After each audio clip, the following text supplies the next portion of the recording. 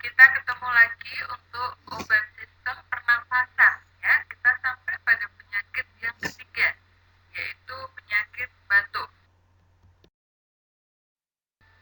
Yang akan kita pelajari dalam materi ini yaitu ada fisiologi, penyebab, pengobatan, dan penggolongan obat batuk. Yang pertama adalah fisiologi batuk. Ya, saya yakin semua pernah mengalami batuk. Apa itu batuk? Adalah refleks biologis yang dapat berlangsung baik di dalam keadaan sehat maupun dalam keadaan sakit. Refleks itu terjadi karena adanya rangsangan pada selaput lendir pernapasan yang terletak di beberapa bagian dari tenggorokan dan sahabat-sahabatnya. Refleks pada batuk merupakan mekanisme perlindungan tubuh untuk mengeluarkan dan membersihkan saluran nafas dari zat-zat stimulannya. Berikutnya adalah penyebab batuk. Yang pertama karena radang, karena infeksi saluran pernafasan ataupun karena alergi. Kemudian yang kedua bisa karena mekanis, misalnya ada debu, udara berdebu Kemudian ada perubahan suhu yang mendadak. Itu juga bisa mengakibatkan batuk. Kemudian ada rangsangan kimia, ada gas atau bau-bauan. Yang refleksnya adalah kita batuk-batuk. Kemudian batuk yang merupakan suatu penyakit itu disebabkan bisa karena virus atau juga karena bakteri. Batuk juga bisa menjadi gejala lazim pada penderita penyakit tipes, radang paru, tumor saluran pernafasan maupun pada penderita dekompensasi jantung. Yang ketiga adalah pengobatan batuk. Pada prinsipnya dilakukan dengan mencari dan mengobati penyebabnya. Kemudian dilakukan pengobatan simptomatiknya. Nah, untuk pengobatan batuk sebelumnya kita bedakan dulu jenis batuk itu ada yang batuk produktif dan batuk non produktif. Batuk produktif yaitu suatu mekanisme perlindungan dengan fungsi mengeluarkan zat asing bisa kuman, bisa debu, dan dahak dari tenggorokan. Sehingga untuk jenis batuk produktif itu tidak boleh ditekan.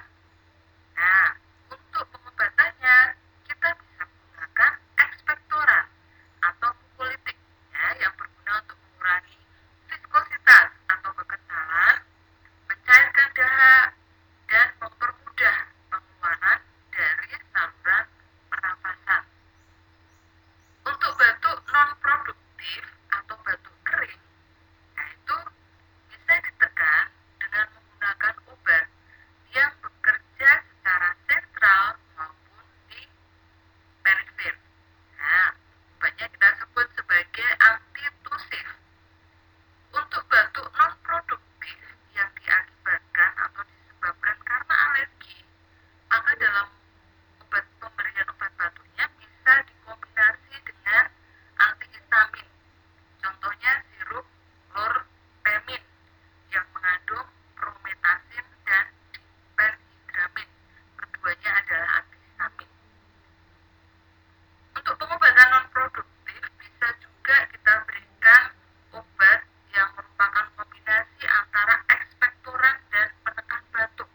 Harapannya frekuensi batuk bisa diturunkan dan setiap kali batuk dahak bisa dikeluarkan. Itu adalah prinsip di dalam pengobatan batuk. Selanjutnya kita akan masuk di dalam penggolongan obat batuk.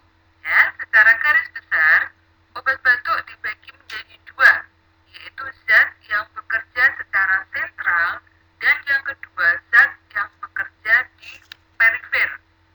Untuk zat yang bekerja secara sentral, dia akan menekan rangsangan rangsangan batuk di medula oblongata. Dia juga bekerja di otak dengan memberikan efek menenangkan. Sedangkan zat yang bekerja perifer, dia bekerja di luar susunan saraf pusat.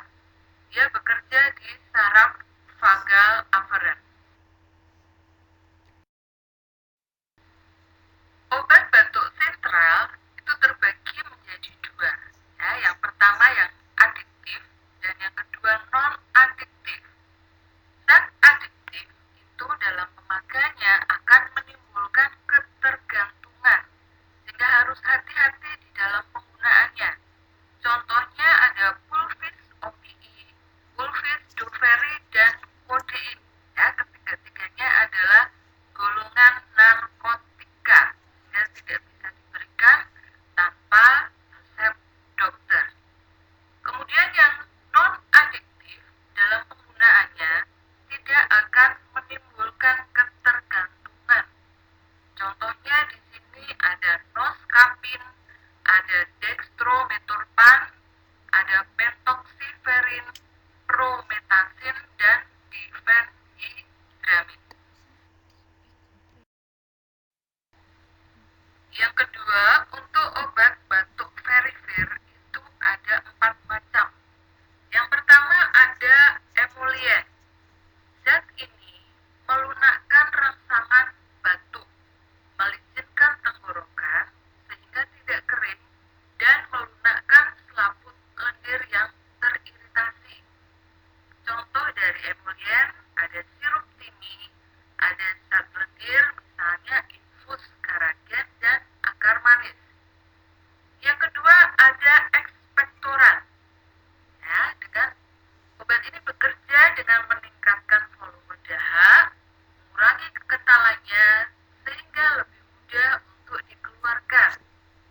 Contohnya ada kalium iodida, amonium klorida, kreosot, guaiacol, IPK, dan minyak atsiri.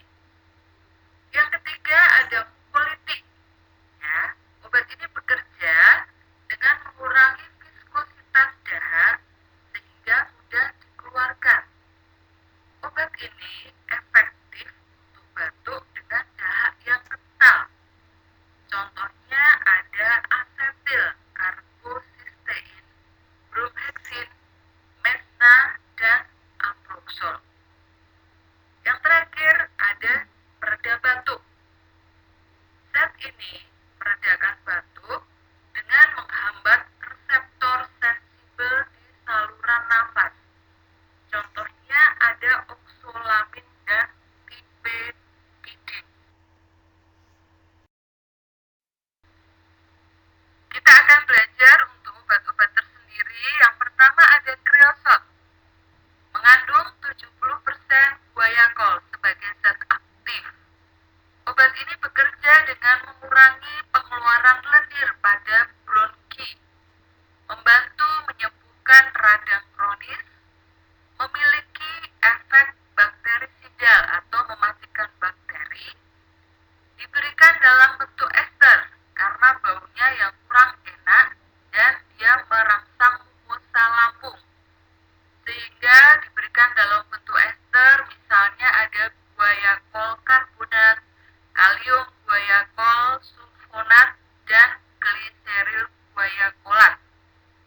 Di dalam usus, guaiacol dalam bentuk ester ini akan terurai menjadi guaiacol bebas.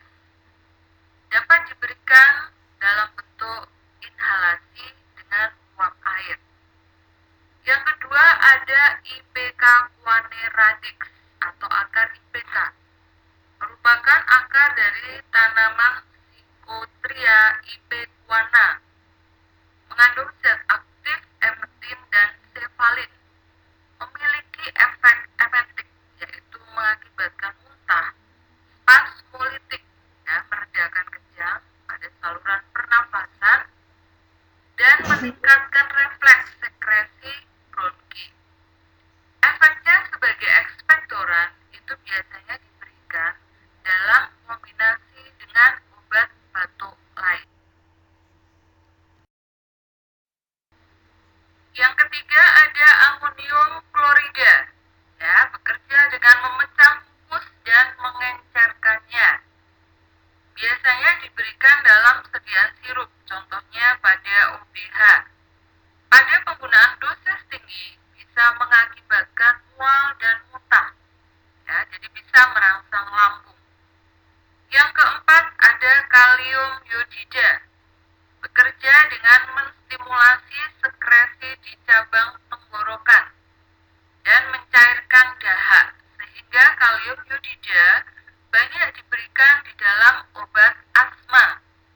Efek samping dari kalium iodida ada gangguan tiroid, jerawat, gatal-gatal atau urtikaria, dan struma atau gondok.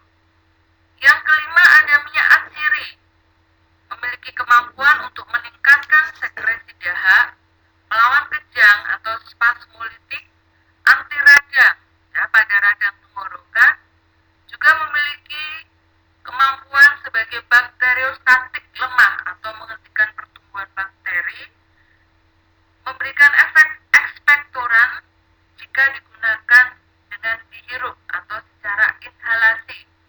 Contohnya ada minyak kayu putih, minyak permen, dan minyak anisi. Yang keenam ada Liquiricia radix atau akar manis, merupakan akar dari tanaman Glycyrrhiza glabra, mengandung saponin, ya, sejenis glukosida yang aktif di permukaan, bekerja dengan merangsang selaput lendir dan meningkatkan sekresi lendir.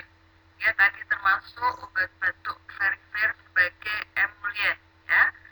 Yang ketujuh ada kodein, yang merupakan alkaloid dari tanaman candu atau Papaver somniferum. Efek samping penggunaan kodein adalah adiksi dan sembelit. Obat batuk Kodipron mengandung kodein dan feniltoloksamin. Kombinasi ini diharapkan atau dibuat untuk menghasilkan efek yang lebih lama. Dionin atau etil morfin memiliki kemampuan meredakan batuk sama dengan kodein, sehingga dia bisa diberikan sebagai sirup obat batuk. Selain itu, dia memiliki efek sebagai analgetik. Dionin juga memiliki kemampuan untuk menstimulasi pembuluh darah mata, menghilangkan edema konjungtiva, sehingga dapat digunakan untuk mengobati pembekaan di mata.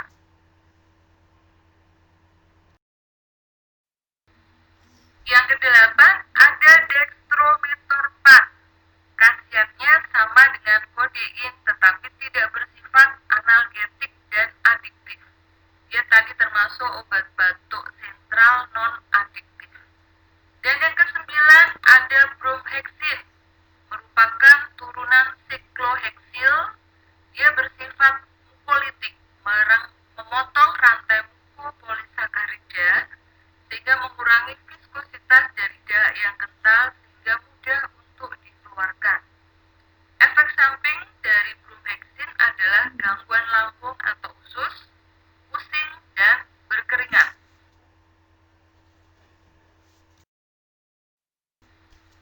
Setelah kita belajar penyakit batuk dan pengobatannya, sekarang kita masuk ke penyakit keempat dari penyakit kronis pada saluran pernapasan, yaitu rinitis alergi.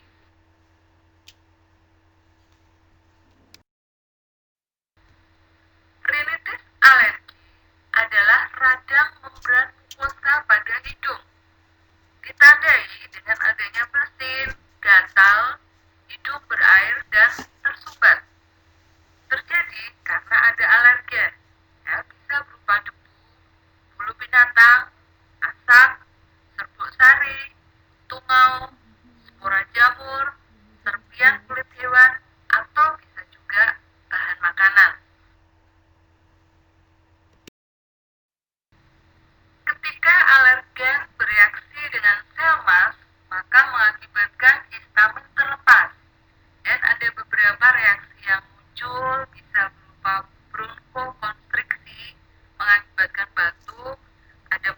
tangan, atau terjadi urtikaria atau gatal-gatal. Terapi utama dari rinitis alergi adalah pemberian antihistamin oral dan dekongestan. Secara garis besar, untuk pengobatan rinitis alergi bisa dilakukan yang pertama dengan penggunaan antihistamin. Antihistamin yang dipilih di sini adalah antihistamin yang menghambat reseptor H1. Contohnya ada artemisol, terfenadin, cetirizine, dan loratadin. Yang kedua adalah dekongestan. Kita sering menyebut sebagai obat pelega pernafasan. Bekerja dengan konstriksi arteriola di mukosa hidung yang bisa mengurangi infiltrasi cairan pembuluh darah ke jaringan yang dapat menyebabkan edema, menyebabkan relaksasi bronkus sehingga bisa mengurangi gangguan aspirasi udara masuk ke paru-paru. Contohnya ada fenileprin, ada pseudoephedrine, dan oxymetazoline. Dan yang terakhir ada kortikosteroid. Dalam dosis rendah itu bisa diberikan dalam bentuk spray atau semprot. Misalnya ada beclometasone, budesonide, dan fluticasone. Ini adalah contoh beberapa obat yang bisa digunakan dalam pengobatan rinitis alergi ya. Yang pertama ada Claritin ya, yang mengandung